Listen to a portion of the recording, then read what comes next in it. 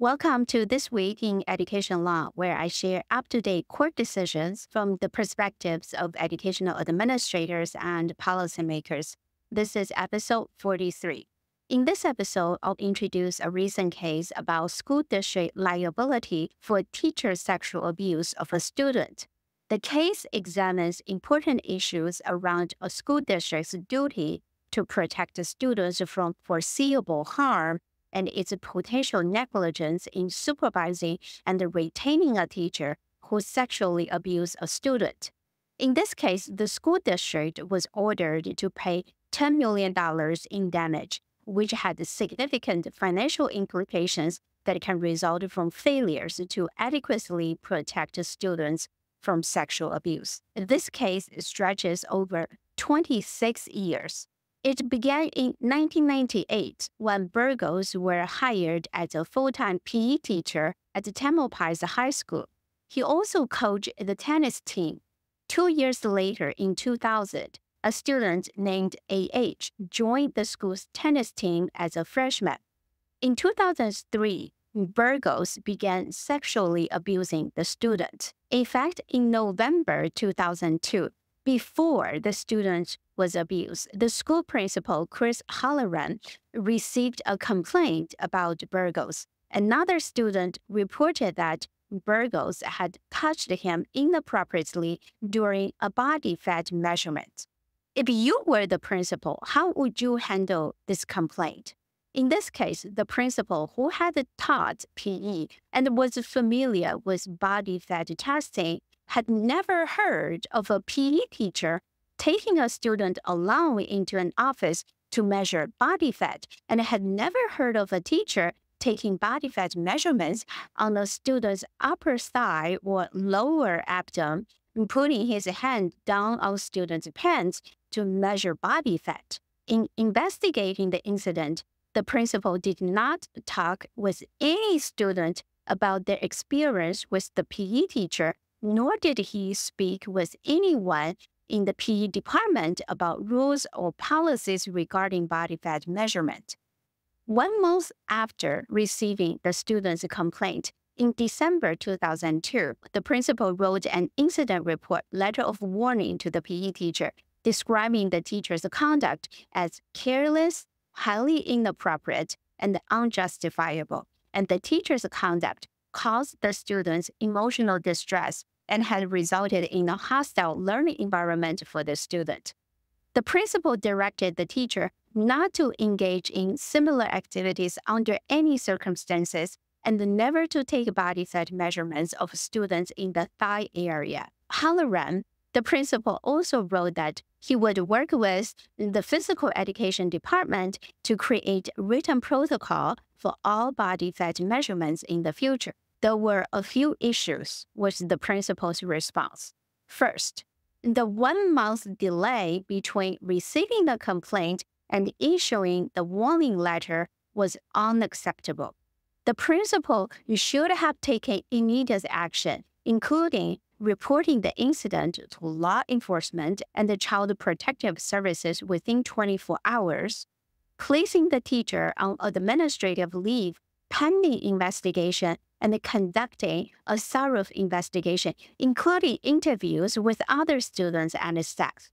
Second, the principal wrote that he would work with the physical education department to create written protocol for all body fat measurement in the future. This was a good intention, but he failed to follow through. The principal did not develop or implement the protocol. With the agreement of high-level administrators at the school district, the principal did not place this warning letter in the teacher's personnel file. The principal testified he did not place the letter in the file because he believed the student's complaint represented an isolated incident, and he did not have any evidence to say that there was intent. Here, the principal and the district administrators should have placed the letter in the teacher's personnel file immediately, documented all aspects of the incident and response in the teacher's file, and review district policies to ensure the required documentation of all such incidents. Moreover, the principal reasoned that he didn't place the letter in the file because he believed the student's complaint represented an isolated incident and he didn't have any evidence to say that there was intent. This reasoning is flawed. By assuming this was an isolated incident, the principal failed to consider the possibility of a pattern of behavior. Abusers often have multiple victims, and what appears to be an isolated incident may actually be a part of a larger problem. The principal's focus on intent demonstrates a misunderstanding of inappropriate behavior with minors. Whether or not there was a provable intent to abuse, the behavior was still described as careless, highly inappropriate, and unjustifiable. Harmful actions, regardless of intent, should be documented. The principal assumed he could accurately judge the teacher's intent, which is not the school principal's role. That determination should be left to trained investigators or law enforcement if necessary. By not filing the letter, the principal eliminated a crucial paper trail. If future incidents occurred, there would be no official record of past concerns. This makes it more difficult to establish a pattern of behavior. Educators have a duty to report and document any suspected abuse or inappropriate conduct with minors. The principal's decision not to file the letter could be seen as a failure to meet this obligation. The principal's decision could discourage future reporting if students or staff believe complaints won't be taken seriously or officially documented. By not documenting the incident, the school could be exposing itself to greater liability if future incidents occurred. That's exactly what happened.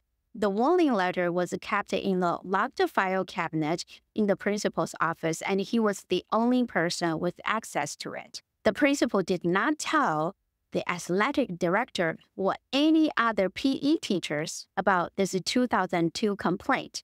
The principal did not tell his two assistant principals about the complaint and did not instruct them to supervise the teacher more carefully in any respect. Nor did the principal create a written protocol for body fat measurement. The principal testified he did not write a protocol because BMI measurements were becoming more common and body fat testing was not going to be relevant anymore. Following the 2002 complaint, the principal increased his informal drop-ins during the school day, meaning he increased his presence in the coach's office area. But this was the only measure the principal took to ensure the teacher did not touch student inappropriately. The student's 2002 complaint was not an isolated incident. Evidence later showed that the teacher began inappropriate conduct with the student almost immediately after his hiring by the school district. From 1998 to 2001, multiple students experienced inappropriate conduct from the PE teacher, often under the guise of body fat tests or massage or stretching sessions. However, those incidents went unreported to school administration at the time.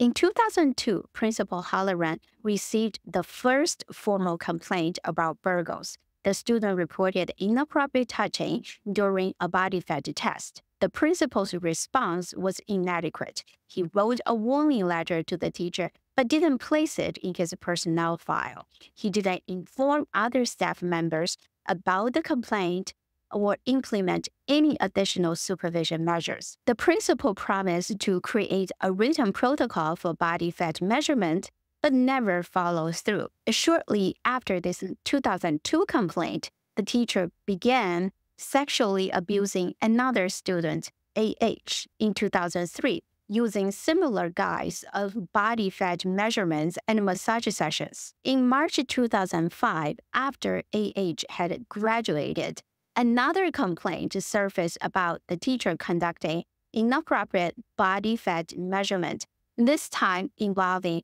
multiple students. Principal Halloran believed the teacher's conduct constituted sexual harassment, and he was very concerned and disappointed and frustrated that Burgos would do this again.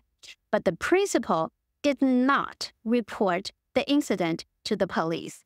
Here, the principal should have reported the complaint to the police. As mandated reporters, school administrators have a legal obligation to report any reasonable suspicion of child abuse or neglect to the appropriate authorities.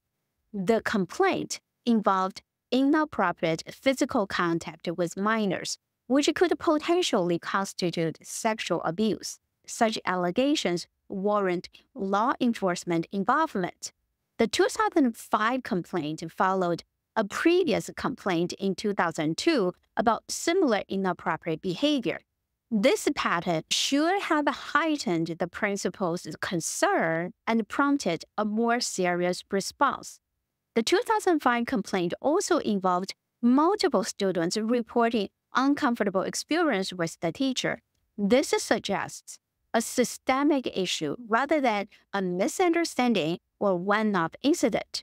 Reporting to the police could have initiated a more thorough investigation, potentially protecting more students from abuse. But the school district's response, again, was inadequate. Despite multiple students' written statements about the teacher giving them invasive body fat tests, the principal talked to only one student.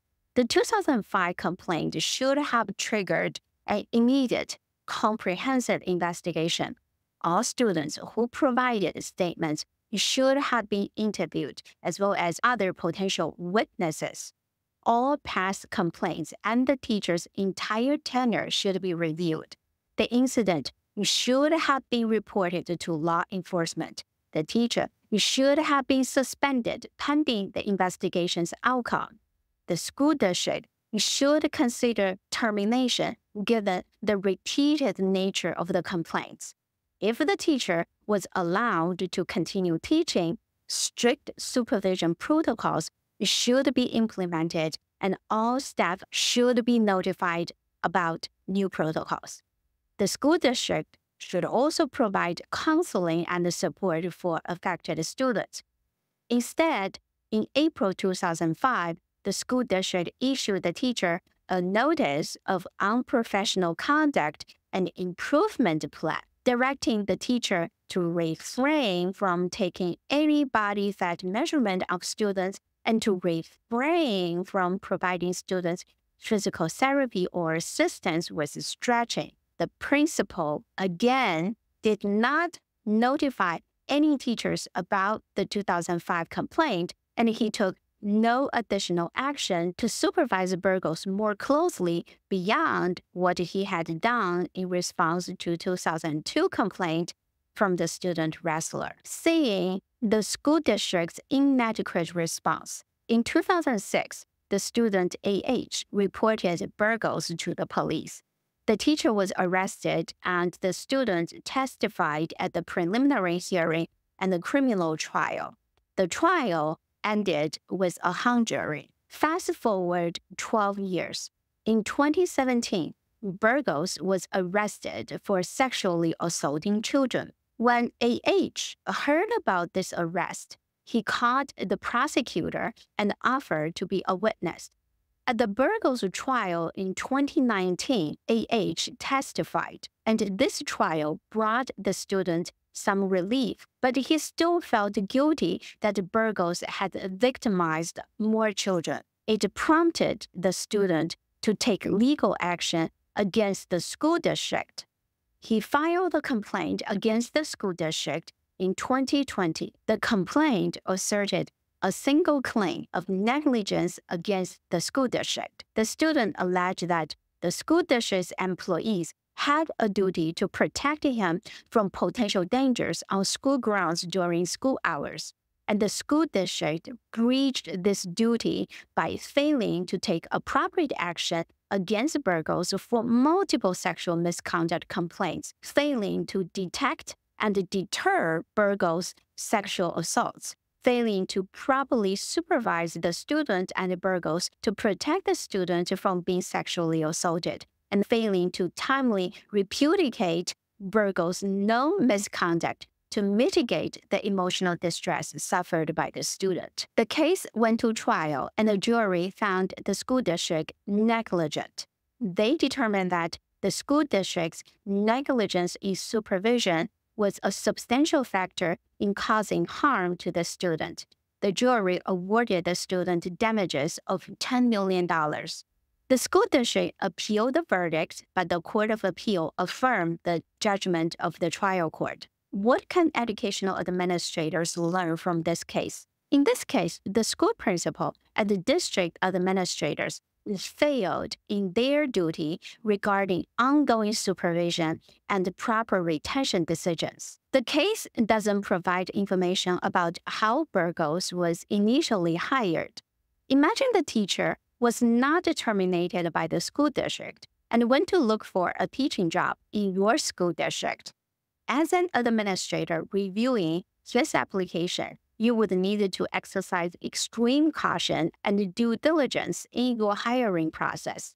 A thorough background check must be completed. You should also review the candidate's complete personnel file from the previous district, including any disciplinary actions or investigations, even if they did not result in termination.